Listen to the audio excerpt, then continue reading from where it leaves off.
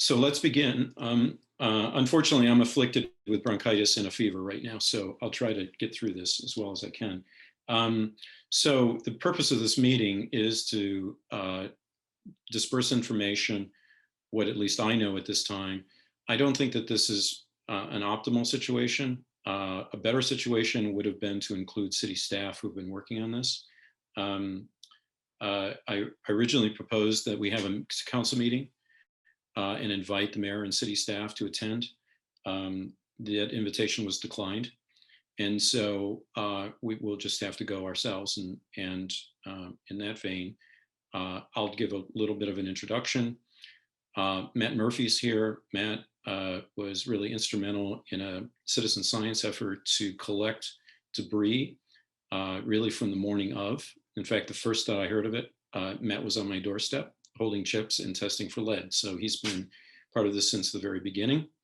And then we will go to, after Matt's presentation on his reconnaissance and what he has collected, found, and he has taken to Gabe Filippelli, who is a geochemist at IUPUI for analysis. We'll have some information about the analysis. Then we will go to Dr. Indra Frank. And Indra, are you here? Indra Frank is MD, MPH, Environmental Health and Water Policy Director for the Hoosier Environmental Council. And she can speak to lead hazard and exposure, and she has experience in that. And then we will go to John Shukla, and John is a graduate student in Gabe Filippelli's lab at IUPUI.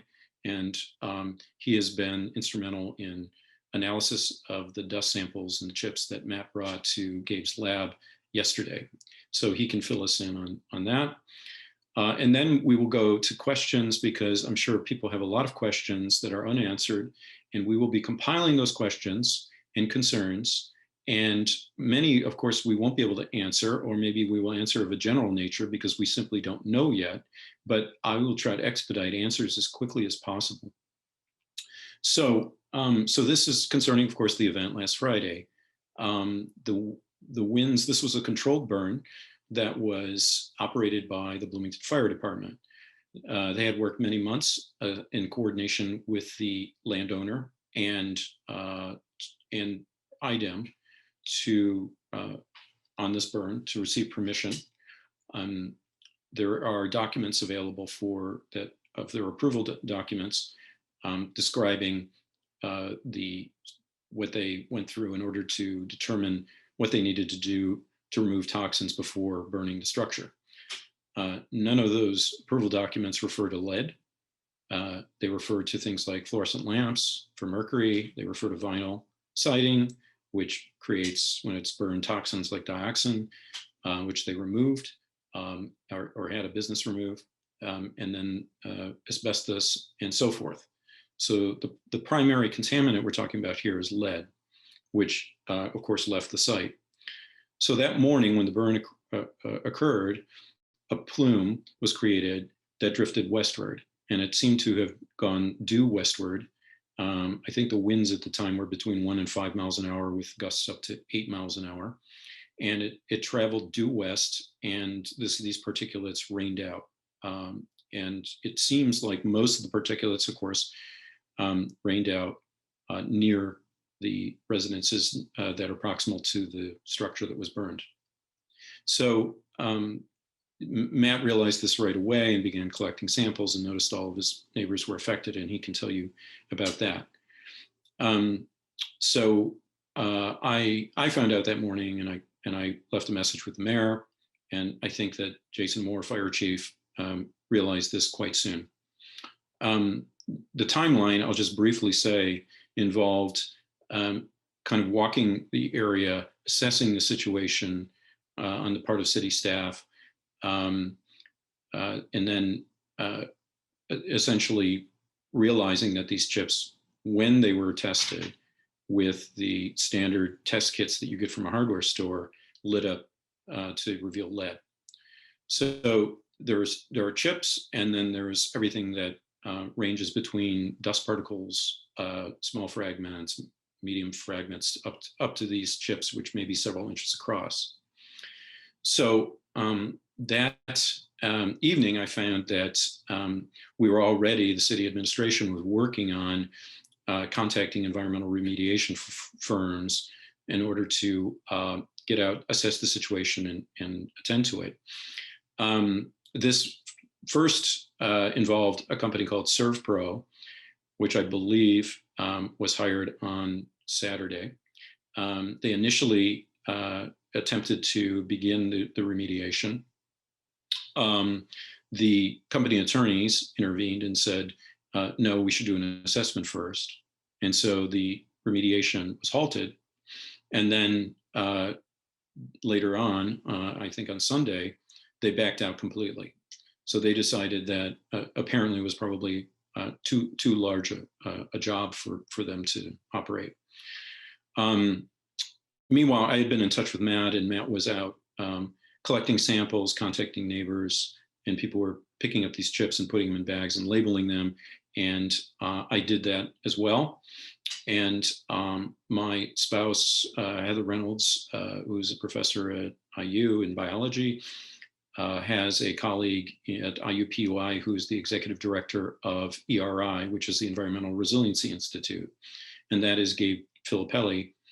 And he is a geochemist, and he studies urban contamination of this nature. So he seemed like the best go-to person, and he was willing to examine the samples and test them. So Matt set out to do reconnaissance, as I said, and collect chips. In the meantime, IDEM appeared on Saturday, sent a single representative, as far as I know, and walked the area. And we were all hoping that we would get some review of what the extent and degree of the situation was from IDEM. Unfortunately, we don't really have much from them at this point. We have a map, and the map is quite rudimentary. So really, the best information that we have right now is part of the citizen science effort spearheaded by Matt Murphy. Obviously, this is it's a volunteer effort. And so, we're not expecting scientific rigor in the sense of controls and that sort of thing, or even a complete analysis, because it's just not feasible. But it gives us a first approximation, which I think is a very important and valuable thing, because that's what we have right now. This is now being mirrored. His walking and his excursions into the neighborhood westward of the burn site is now being copied by the fire chief. And they are going out primarily at this point to assess the extent of the plume. So in other words, to try to find how far this plume went where they can find lead. And so they have swipes that they have gotten from the HAND department, Housing and Neighborhood Development, and they use those for housing inspections. And so those indicate whether or not lead is present or not. And so there's some threshold, and I don't know, it's a safe threshold though. So we can assess sort of the extent of it. And then they're also collecting chips as well for analysis. Now, after ServPro backed out of the agreement, Jason Moore, fire chief, and by the way, Jason has been working around the clock.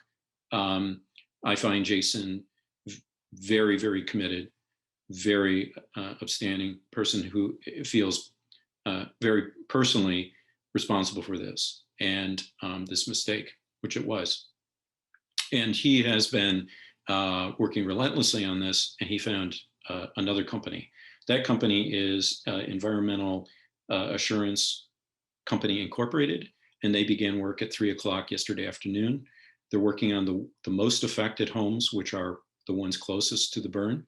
And so those are the ones on, for instance, Covenanter, Maryland, and Ruby, and so forth, that are just due west. And they're working in tandem with another environmental company, Vet Environmental, which is taking air sampling while this process is going on. They're vacuuming up the chips with HEPA vacuums. And so they're trying to remove them essentially by hand with vacuums. And the other company is gauging whether dust is going into the air that could be a further hazard. Um, so that is thankfully ongoing right now. And so we do have work being done. I will say that IDEM has been compliant in giving the city of Bloomington approval to proceed with this and expedite the approval process to do the remediation. And the mayor has announced that he is releasing funds, emergency funds, to do whatever is needed to clean up the affected area, which we're still indeterminate in terms of what that consists of at this point.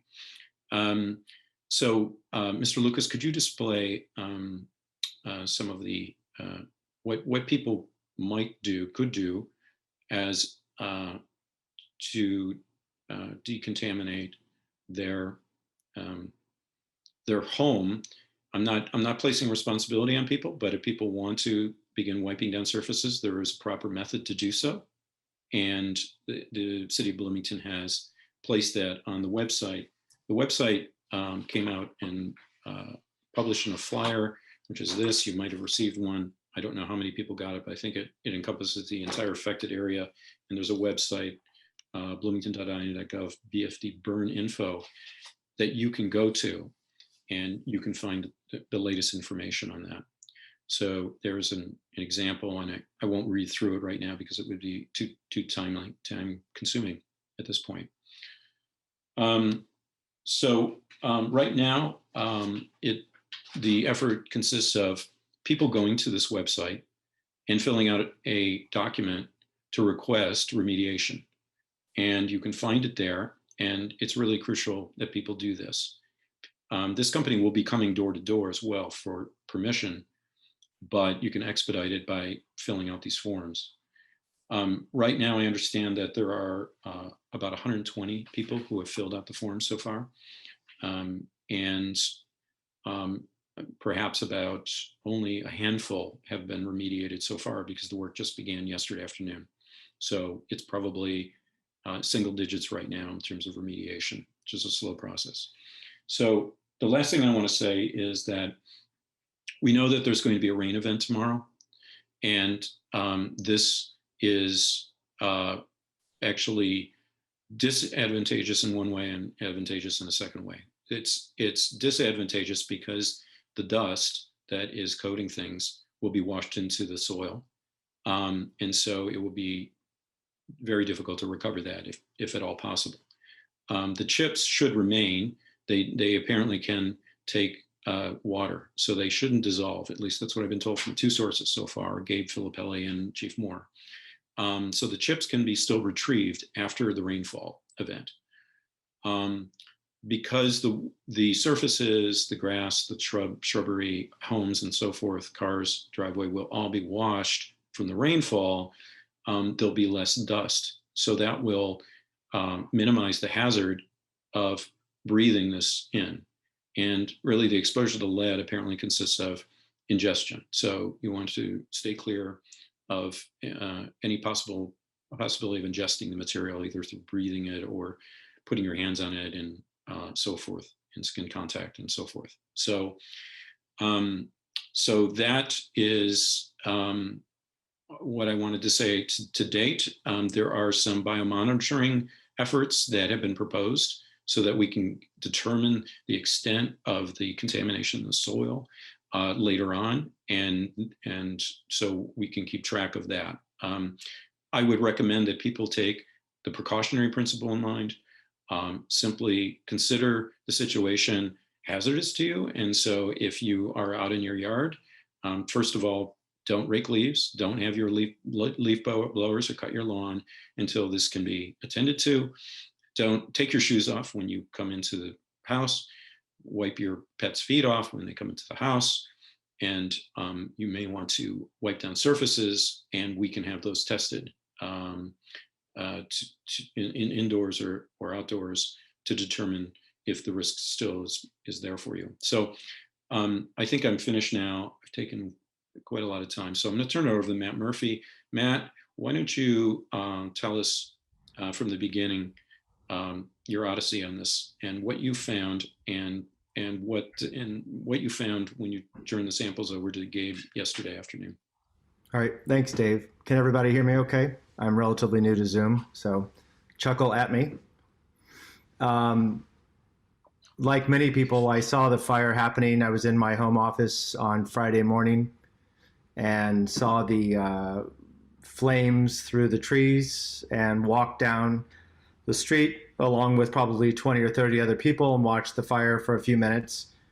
And I quickly, after the roof structure collapsed into the main house, and the main body of the house, which included the painted siding and trim and columns, began to burn, there was kind of an awful odor that washed out across the street, and I recognized that smell from years of unfortunately being a contractor and painter, that it was smelled like lead paint.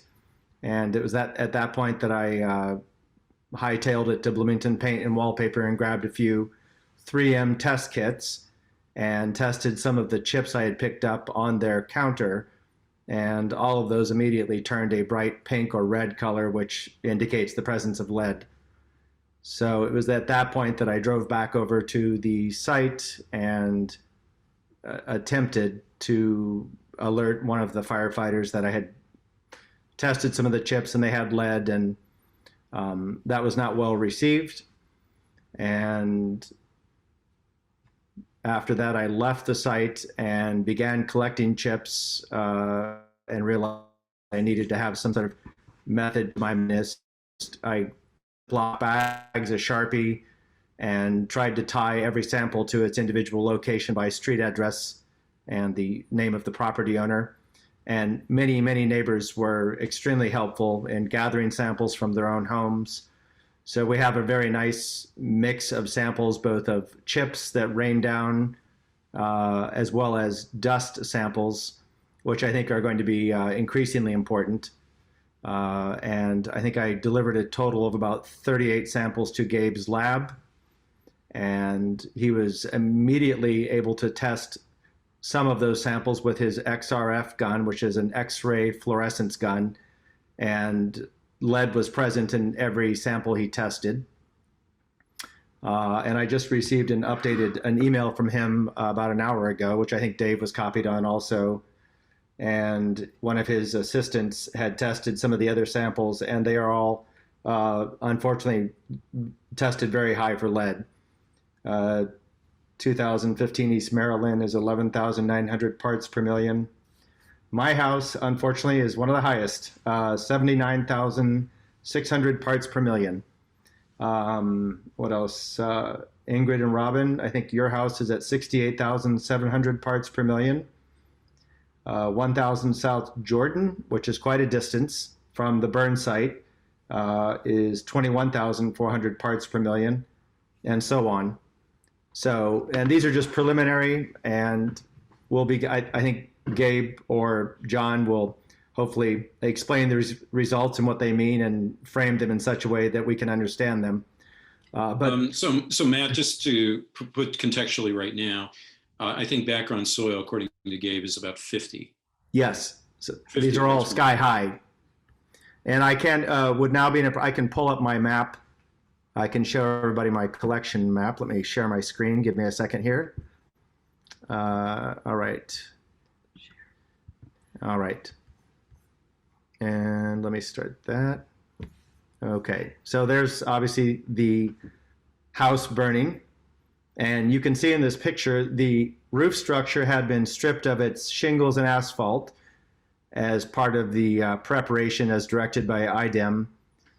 And vinyl siding, as Dave said, had been removed. And I think some things like fluorescent bulbs were removed with mercury. And unfortunately, they left several thousand square feet of lead paint on the exterior of the home in the form of painted wood siding, columns, and overhangs.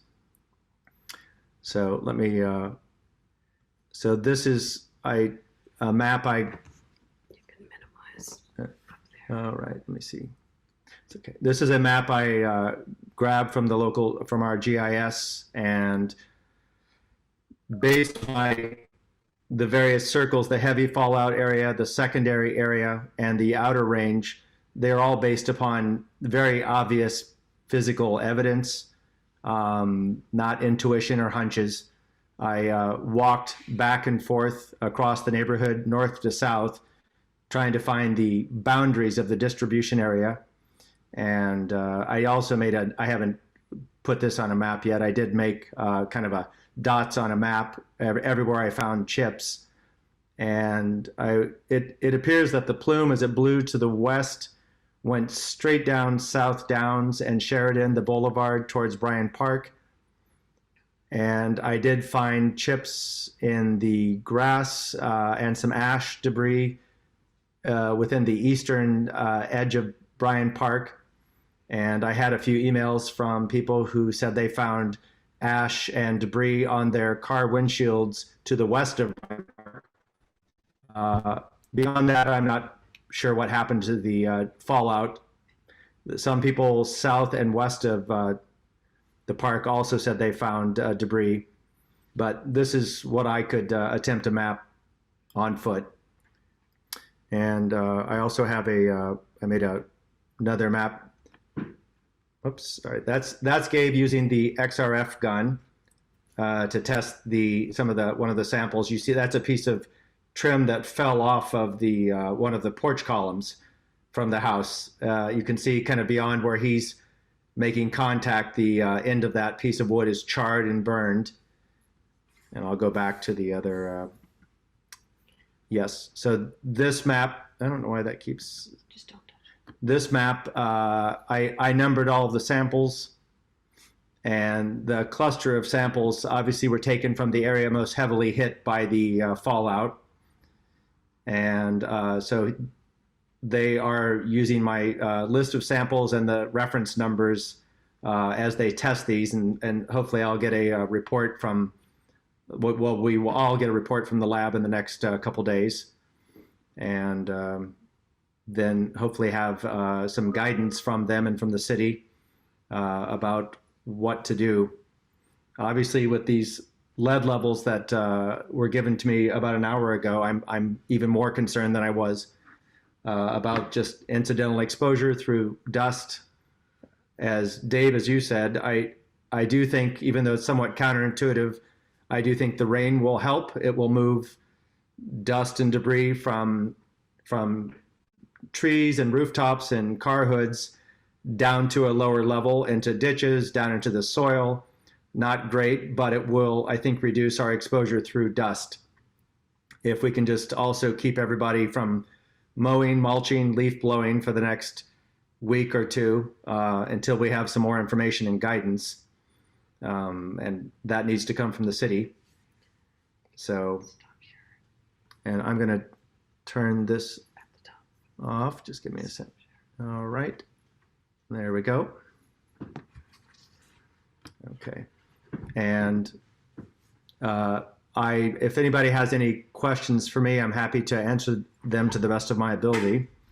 And I've offered to work with Gabe and his lab as my schedule permits, if they need more samples, materials delivered.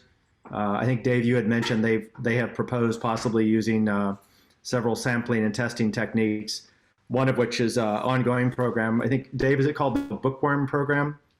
That's my understanding. We can let John Shukla talk in a moment. Yeah, and John, if you're here too, feel free to chime in. But we would be collecting worms, earthworms, and earthworms, as most of you probably know, travel up and down through the soil throughout the day and eat soil.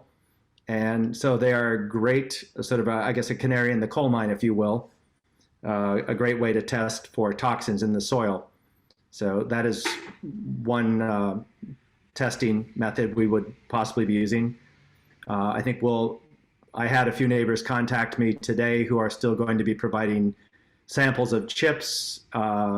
Also, I think on dust samples and if any of you are in the affected area and want to provide samples, if you're going to collect, for example, dust, try to find a flat, smooth surface like a car that hasn't been driven, the top of a recycling or trash can, a patio table, and attempt to wipe a 12-inch by 12-inch area and place that in a Ziploc bag and label it, date it, write your address, and you can get that to me, and we will pass it on to Gabe and his associates. I think it's really, really important now to get some indoor sampling. So yes, if people could do that, that would be really helpful. Yep. Sorry to interrupt now. And just to reiterate what you said, what Dave said previously, just common sense precautions. Taking your shoes off as you enter. I talked to a woman earlier who was pushing an infant in a stroller. Don't push the stroller inside. Wipe off the wheels outside. Leave it outside. My wife uses a wheelchair, so that's a little tricky. We have to wipe off her wheels. My cat is furious. It hasn't been out since Friday. So ideally, do not let your pets out. Or if you do, take them for a walk, wipe off their paws. And if you have a HEPA vacuum or a damp mop, that's a great way to control dust inside your house. So. Okay, thank you, Matt. I really, I want to say how appreciative I think everybody is of your efforts, because you spearheaded this at the very beginning, and we really wouldn't know as much as we do now if it hadn't been for your initiative. And I also want to thank Gabe Filippelli, who's not here, but John Shukla is. Let's go now to, and by the way, I've been reminded, if you have questions, we'll have time for people to ask some questions. But if you just simply write them in the chat function, we will keep track of all of them. We're going to compile them, and we will get answers to those questions. So, and you can also email me your questions. So, is Dr. Frank, Indra Frank, are you here? Is she able to join us? I was hoping she could talk about lead and the hazard. There we go. Right. Yeah. Thank you. My name is Indra Frank. I'm a physician specialized in environmental health. So that's the field of looking at environmental problems and how they create human health effects. I've worked on and off on lead poisoning prevention since 2004. I'm currently with the Hoosier Environmental Council as their director of environmental health. So just why are we worried about lead getting into, being distributed around the neighborhood anyway? I feel like my job is just to answer that question. Lead is a toxic heavy metal. It's toxic to the human nervous system. This has been known since Roman times, and yet humanity keeps using lead for some reason. Lead paint was banned in 1978. But my understanding is that this house was old enough to have lead paint on it. And lead gets into the human body either from accidental ingestion of dust or from inhalation. It's my understanding that some can soak in through the skin, but that would be to a much lesser extent. So I love all of this discussion about controlling the dust. So I mentioned that lead is toxic to the nervous system. That's especially true for children or for the developing fetus. So the developing nervous system during pregnancy and in early childhood is very susceptible to lead. And children who are lead poisoned wind up with permanent damage that reduces their IQ and puts them at higher risk for behavior problems and attention deficits. So they may not have enough lead to, create immediate symptoms or any acute toxicity, but you could wind up with a child who has a lot harder time in school as a result of exposure to lead. It's toxic to the adult nervous system as well. Adults don't have the developmental issue like with children. So it has less of an impact. Also, adults absorb less lead out of the stomach than children do. That's just part of human physiology, it turns out. But still, you want to avoid accidentally ingesting the dust or accidentally inhaling it. So controlling the amount of dust that gets into your house is great. If your windows happen to be open on the day of the burn, I hope you've closed them since then. And then what you'll want to do is damp wipe off surfaces to get rid of any dust that's on windowsills or tables or surfaces. And then for the floors, that if you have floors that you can't damp wipe, you'd want to use a vacuum cleaner that has a HEPA filter in it. I agree with, not wearing shoes from the outdoors into the indoor space, wiping off pet paws. If you are working on the lead dust or chips that are in your yard, it's best to handle them with gloves on. That just keeps your hands from picking up that dust, and then you could accidentally ingest it from your hands. But also wearing a face mask. We're all used to face masks at this point, but in this case, it's to keep from inhaling lead dust if you're working outdoors. Not using leaf blower, not using a mower until the dust in your yard has been addressed. That's also great advice. It would be, if there's a lot of lead dust or chips in your driveway, I think the best thing is to wait for the remediation company. But at the very least, I wouldn't use a broom on it, because that's just going to kick it into the air.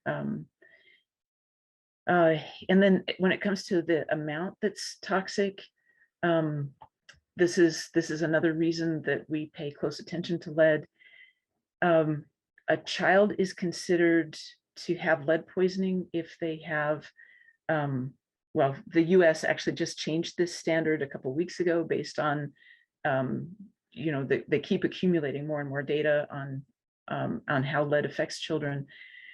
So as of October 29th, the United States considers 3.5 micrograms of lead per deciliter of blood to be the threshold at which you need to take action for that child. So 3.5 micrograms of lead per deciliter of blood.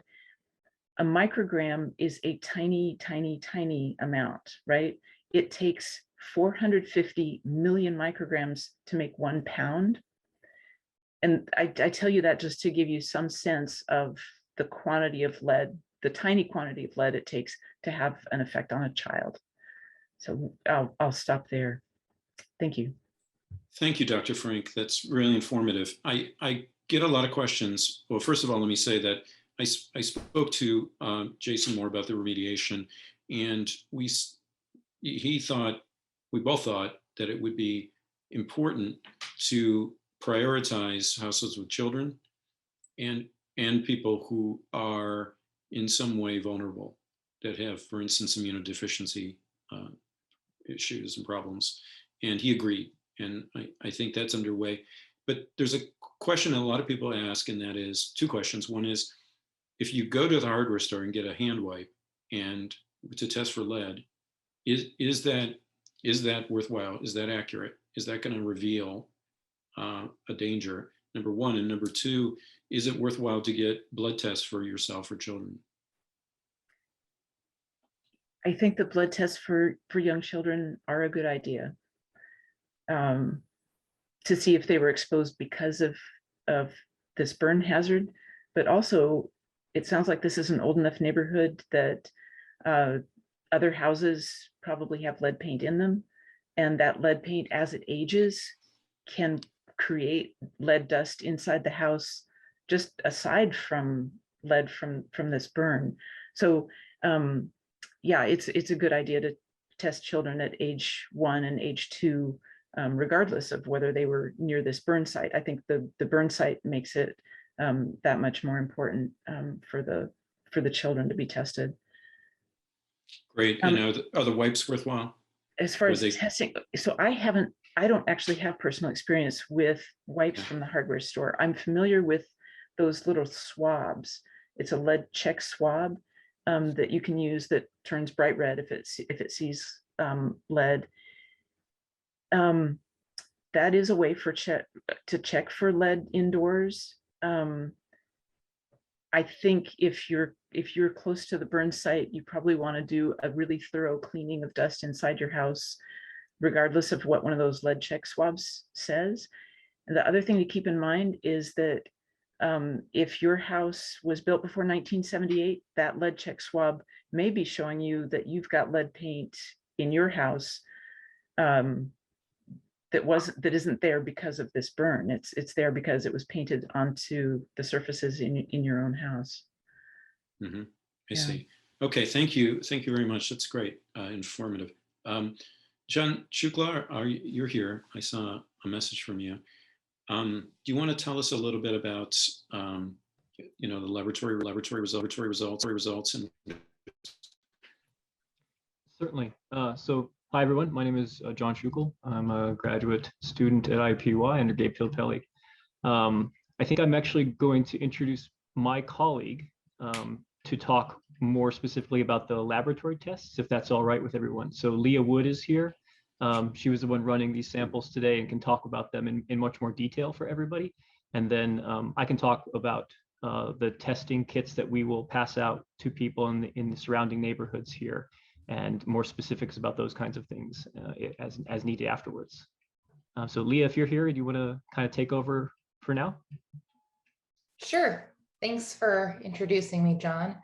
My name is Leah Wood, and I am another grad student in Gabe Filippelli's lab, and I do environmental lead research and lead poisoning prevention work. And so I picked up the samples in the lab today, and John and I took over analyzing those this afternoon. And we did get all of them analyzed. First of all, I would like to take a minute to say how impressed I was with the excellent sampling work. I'm very, very impressed with your community. We community engaged science is our bread and butter in our lab. This is what we do, is taking samples, receiving samples from the community, processing them, and giving the community back their data. And these were just really, really organized samples. They were very well documented, excellent note taking. And that's going to make it, it's going to make them so much more useful in getting answers and getting this remediated. We used the same XRF gun that Matt showed you a picture of Gabe using yesterday. We used that in the lab to analyze all 38 samples. And as Matt started to tell you a little bit about some of the results, they ranged from there were a couple that had relatively low values, that had a couple even below detection limit. But the vast majority were, in fact, they were so high that it makes more sense to measure them in percent lead, sadly, instead of parts per million. So they ranged, the 38 samples ranged from below detection limit, in the case of 2 samples, to as high as 10.8% lead. And the average was about 4% lead, and the median value was 2.5% lead. So these are extremely high lead values.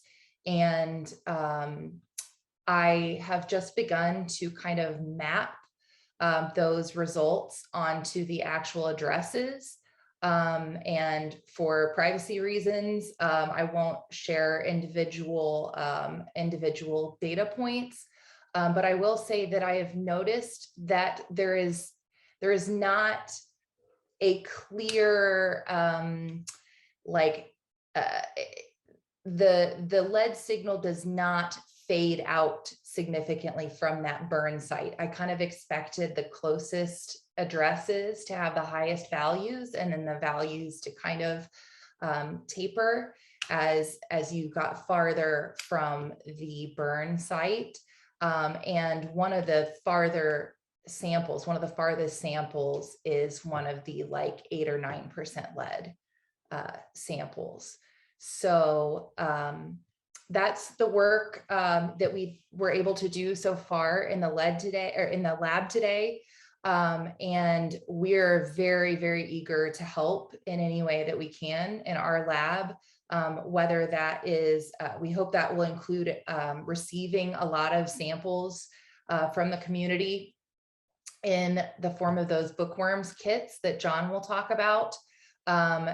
But we also potentially have the ability to come down and do some sampling of our own, bring the XRF analyzer with us. I would be very curious to see, even though we expect that most of the plume went west, I would like to kind of sample farther out and see where are the edges on this contamination area. So that's what we did today. And those are just kind of my initial thoughts. So this is all a little bit off the cuff since I just found out about it this morning. But yeah, I'm also happy to answer any questions. Thank you, Leah. That's so just really quick before we go to John, is it's because it rains tomorrow, it's probably important for people to do some swipes tonight, because it's probably going to wash away. Is that correct? And the chips will remain, but the dust samples I'm talking about. Yes. So as far as like getting those white surfaces, I would expect that those will mostly wash away if it rains. So any white samples should probably be taken before the rain. Okay, thank you. John, turning it back to you. Yes, hello. So thank you, Leah, and thank you everybody else who's here for just being really active members of your community and being passionate about this. Is what it's going to take for every kind of event like this. So we will bring down to Bloomington over 500 testing kits, and we will pass them out door to door in the communities surrounding the event. So they will either be in mailboxes or hung on doorknobs or something like that. They're very simple kits. They will allow you to take multiple soil samples from around your property, from any place that you would like to. They will allow you to collect worms from your property. And they will we will put in another Ziploc bag there to let you collect paint chips from your property. And we will test all of them for you, and we'll get all the data back to the relative people involved here to keep people updated on this kind of stuff. Regarding indoor samples, I think it's probably would be really useful, as somebody mentioned, to collect indoor dust samples if possible. We have a program called Dust Safe that we can pass those samples through and get them tested for lead. If anybody has vacuum dust in their vacuum cleaner now that it predates this event, take it out, put it in a Ziploc bag, and then vacuum your house again, right? And put that into a different Ziploc bag. That will be very useful for letting us know, pre and post lead values. And as Indra said, these neighborhoods, there's always a chance that you will have interior lead paint. So there's always a chance that you will have lead values in your dust just from paint in your house by itself, and that will be a way to see that. So yeah, so that's a program that we will offer. There will be information about that included with the testing kits that we pass out as well. And all of these kits will have full instructions included, full testing materials included, and they're free for everybody who wants to be involved with them. So happy to answer any questions about that throughout the meeting tonight, or via email if somebody wants to just send me a direct email. I'll post my email in the chat. So John, I had a question for you. Sure.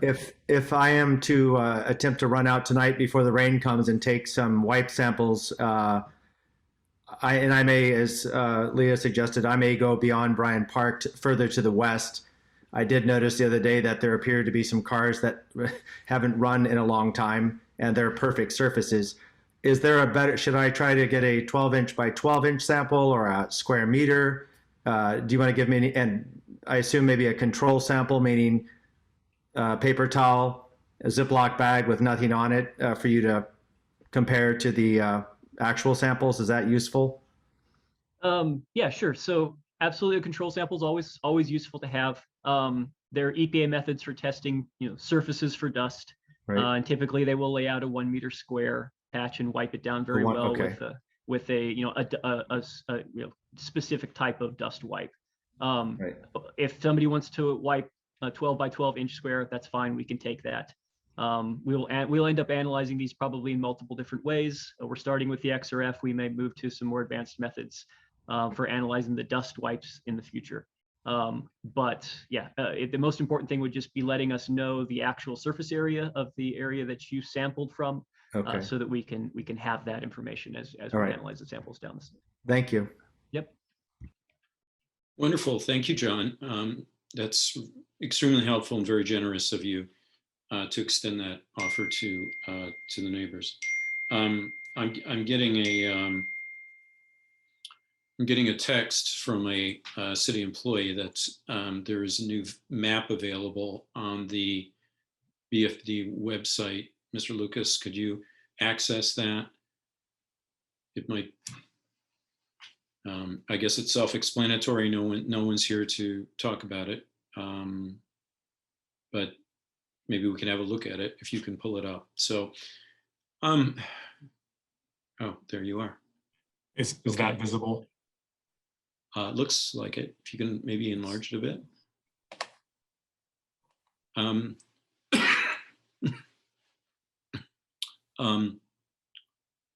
Okay. Intermediate, secondary. What's the last one say? Outline. Outline. Okay. The burn remediation. Okay. I don't know.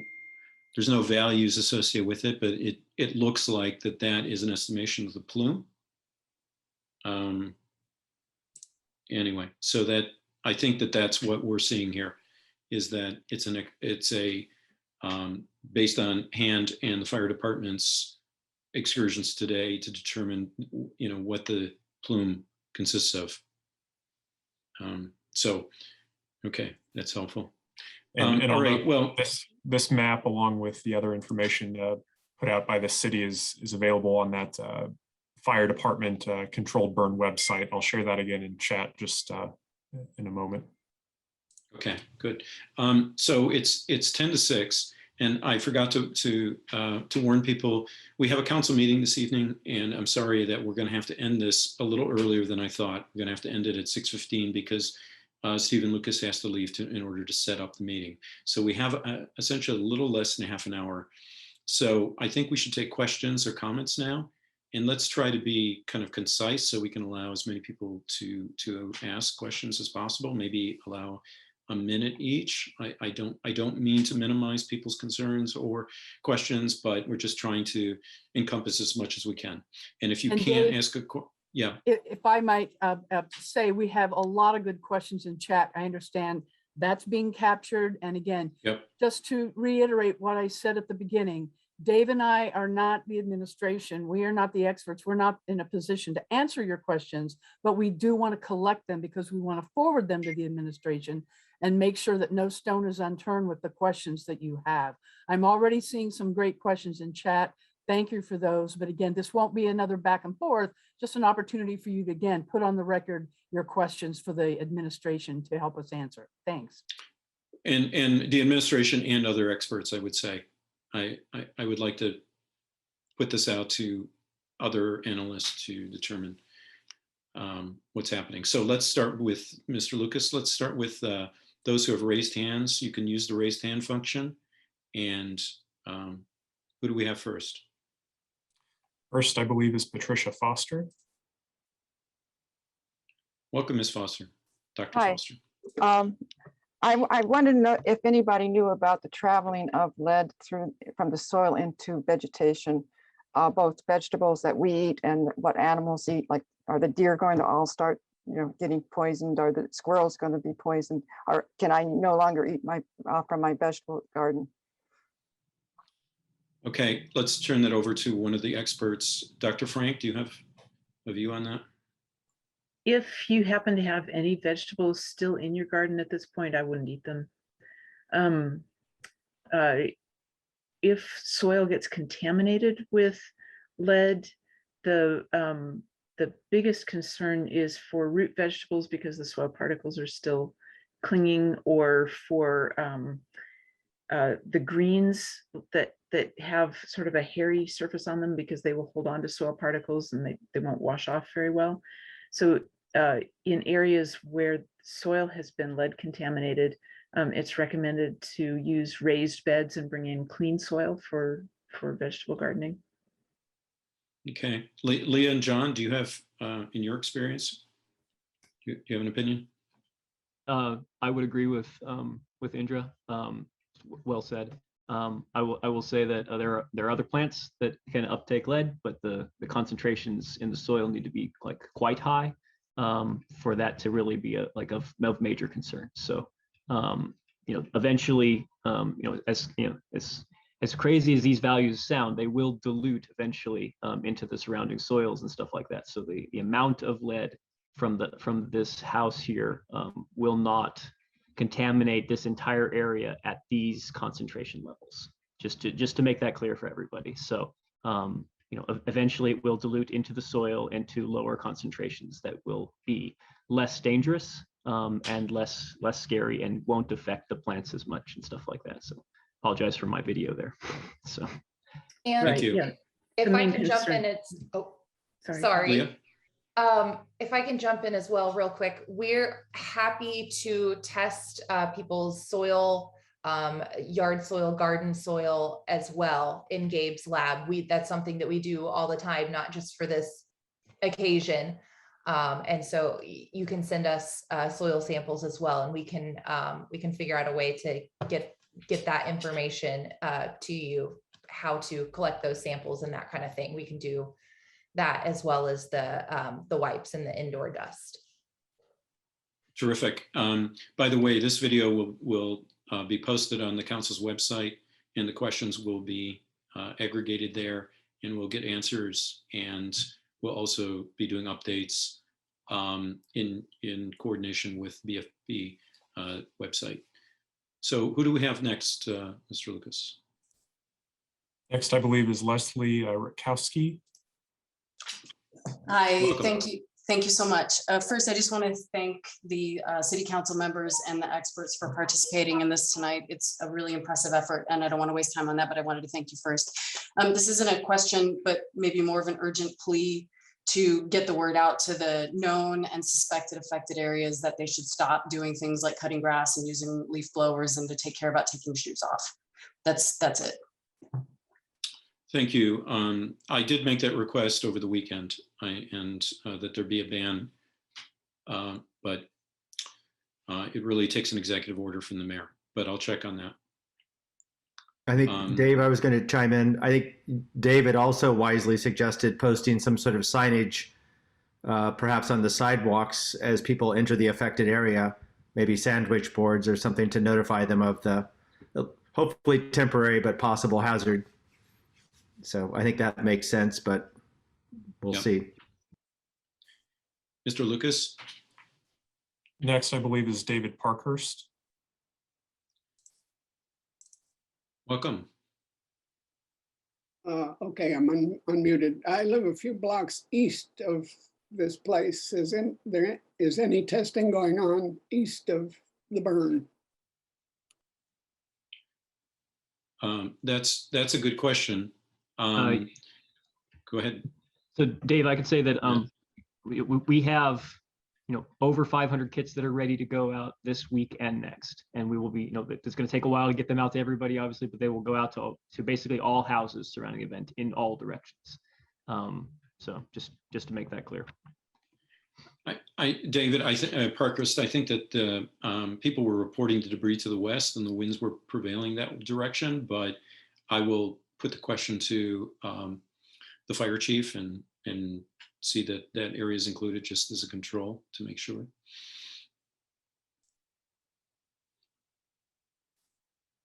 Okay, Stephen. Next up is Peter. Hey, Peter.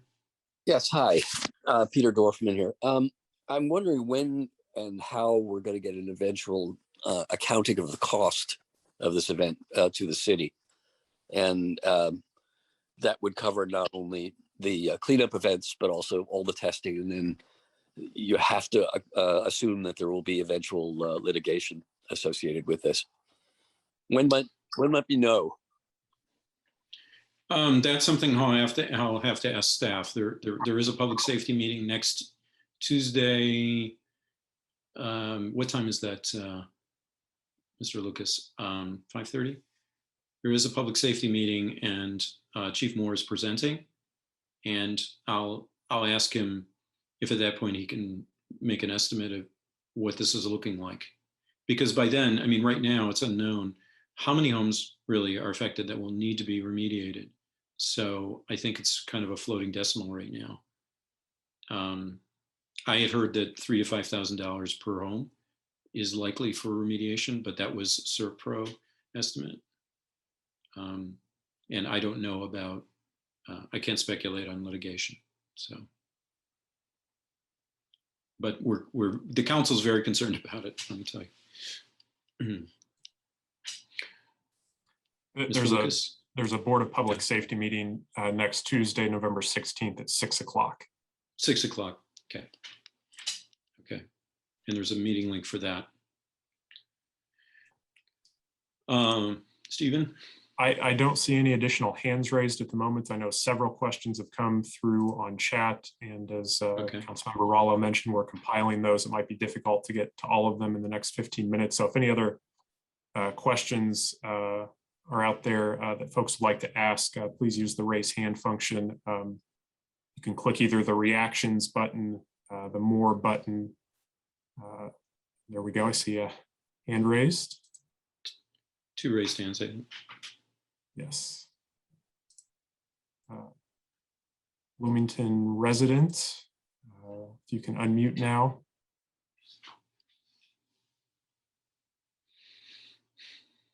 You guys hear me? Sorry, double muted. Sorry, I joined the meeting a little late, or just getting off work late, and I'm hopefully this was not raised already, but I was wondering about the potential contamination of the water that's headed down toward Child's neighborhood and down the path, and if we should be concerned about that at all. I do know a lot of those things drain in there, so I'm just wondering about that. Thank you. Could I ask some of the experts, like Dr. Frank, do you have a view on that?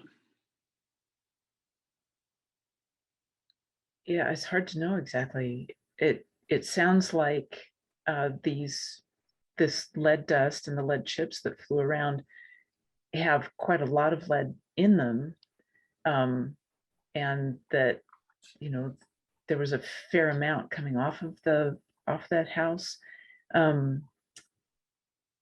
Once the rainwater carries this lead dust into a waterway, you know, that'll lead to larger waterways and larger waterways. Eventually, you're talking about a fair amount of dilution in the water system.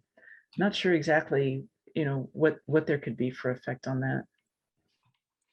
I can say that Matt and I have been talking about it, and we were concerned about the lead ash that's there. That, you know, the lead chips are probably going to stay put, but the lead ash could wash downstream, and there's a drain there that eventually goes into a creek that goes into Jackson Creek. So it seemed important to us to create erosion control barriers to prevent that from leaving the site and to cover it.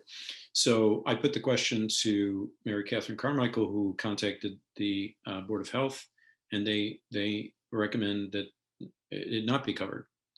So, and I don't know any further details about that. So I don't understand exactly why, but that's the latest information on that. If it would be useful, I could pull up the map again to show where there's that little stream, the feeder stream that basically becomes Jackson Creek further to the south. If that's useful to anybody, if I can manage to do it again. That would be great. That way people can get their bearings. Yeah, let me see if I can see. Because I'm talking about the actual house site at this point. All right. Let's see. So I would like to add that lead is typically considered very immobile in in soil environments and stuff like that, in water environments. So even if chips were to get into the stream and stuff like that, it's very unlikely that significant quantities of dissolved lead would be moving downstream in those environments. So Okay. just so everyone's aware of how that works. It typically stays where it lands. Okay. All right.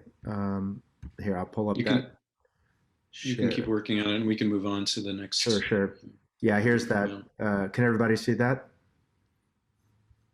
Is that visible, Dave? We can see Gabe. Yeah.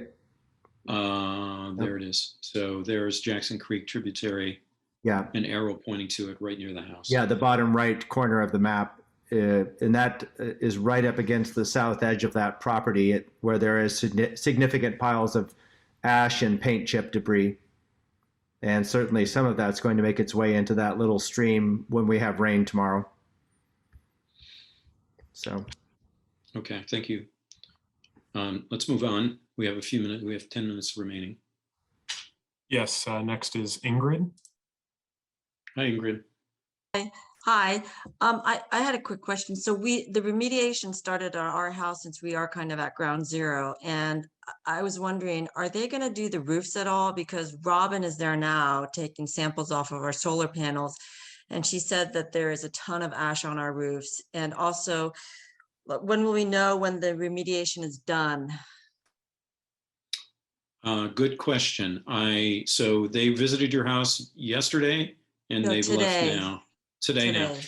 And so, but there's no indication that they tried to clean the roof? Is that what No, you're saying? there was nobody on our roof at all. Okay, that's important to find out. I don't know. Okay. But that's, important to finish the job, it seems. Okay. And then what about knowing when the remediation will be done? Will there be like some announcement or something, or? Boy, I would just venture to guess that this is going to take some time. But I can't even guess at this point, but clearly, we've got to be doing soil testing in the future to make sure that the hazard it has been alleviated. And, that seems like a long process. But vacuuming up the chips, what I know is that they finished probably 6 or 8 homes so far. And there are 120 applicants. I think 40 of them may be outside of the scope of that map, so they may be less affected. Yeah, so it looks like it's going to take probably a couple weeks, I think. I'm sorry to bother, but who do I mention about the roof thing? I mean, who do I contact about that with the remediation? I suspect that this is going to be given to Jason Moore, and I'll follow up on these questions personally. So that's a very important question. So let me find out for you, and I'll be back in touch with you, Ingrid. Okay, thank you. Okay. Next up is Steve. Hi, Steve. Yes, Dave, I was wondering, was the fire chief was he the one that made the ultimate decision on performing this exercise? Or was this discussed by staff? Where did the homeowner come up with the idea to have the house burned? Excellent questions, and I can't venture an answer at this point. I would assume that the ultimate decision of this kind of exercise would lie with the fire chief. So he probably is the one that determined to go ahead with it. But that's a good question, and it's one that we need to answer because we need to find out, accountability and how this happened, because we have to prevent it from happening again. And by the way, I offered sort of off the cuff the other day that we should ban this exercise in populated areas. Now, I'm not a firefighter and I don't know, and I respect firefighters because they've got to, their occupation is to go into burning structures and rescue people and pets and save property. So, but it seems to me that the risk is just too great if another occurrence like this happens. So we need to prevent it from happening again here in populated areas, at least. And then we also, I'm contacting our state reps to see if there can be action at the General Assembly. And we will see how that goes. Mr. Lucas? Let's keep Yes, going. next up is David Kaniski.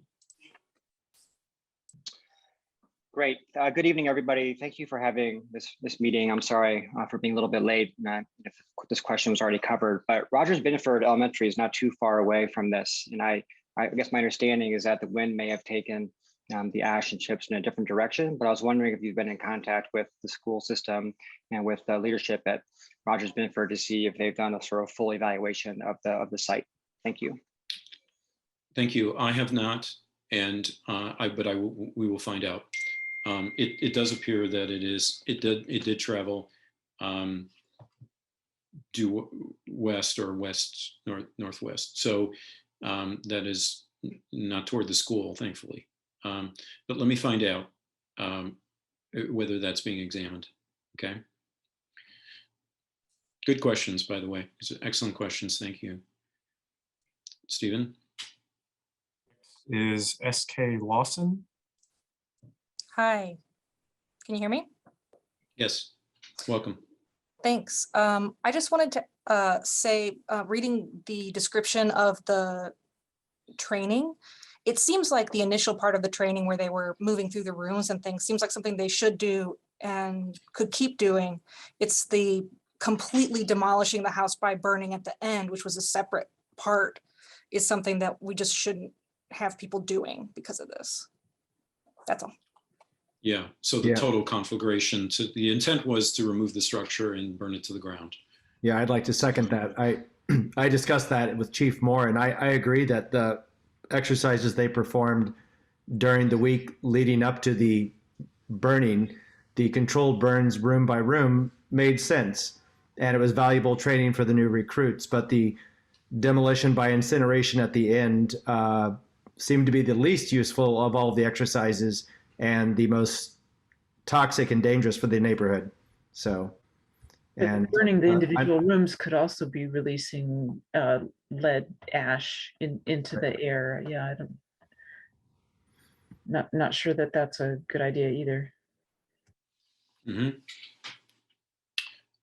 We've got 4 minutes remaining. Let's see if we can get through the 3 participants that are remaining here. Yes, next is an email, KEOUGH.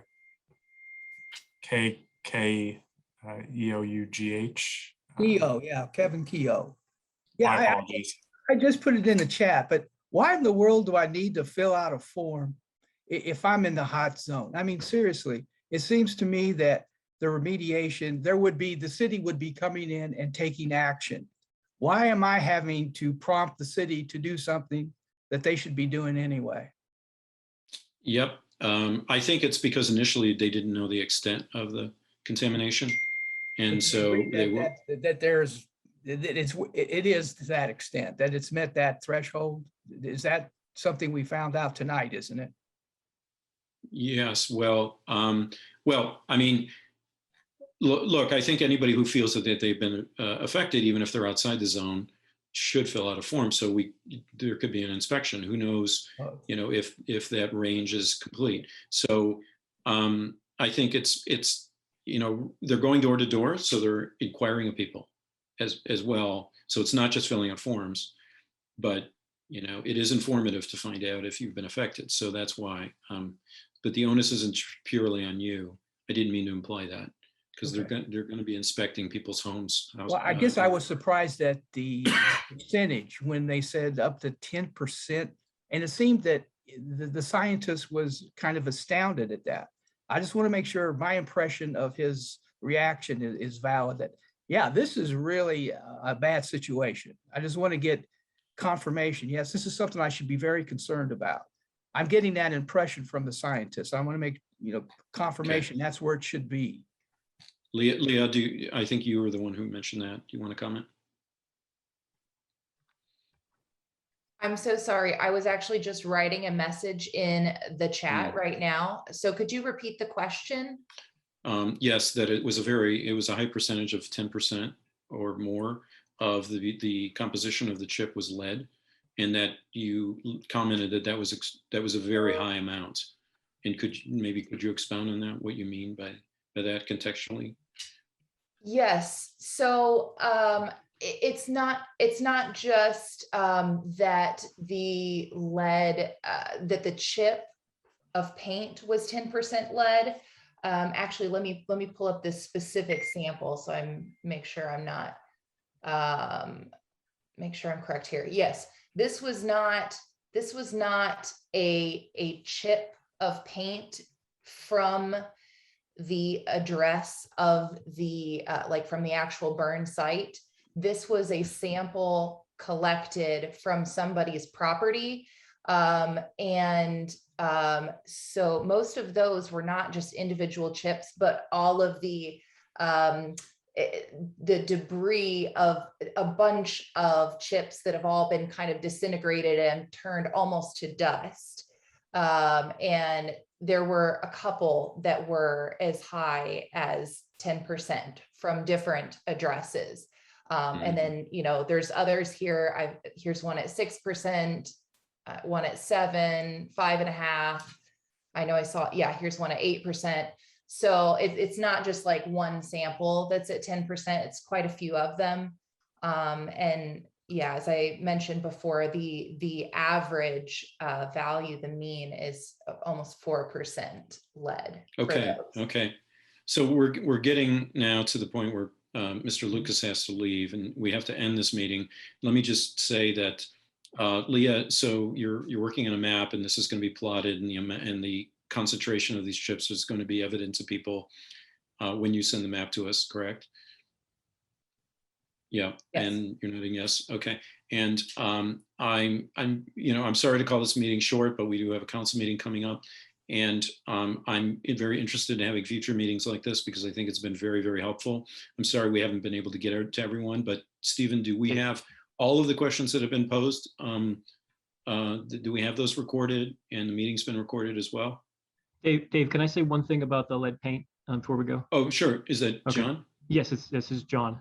So yeah, I just want to make the point that the 10% lead is in the lead paint, not in the soil in people's homes and stuff like that. Okay, so there are a lot of paint chips that have been dispersed across this area, but the 10% lead is specifically the lead paint that was on that house. And what we could tell from the XRF analysis was that house had an initial layer of very high lead paint, and then another layer on top of that of a more modern titanium oxide paint, another white paint on top of that.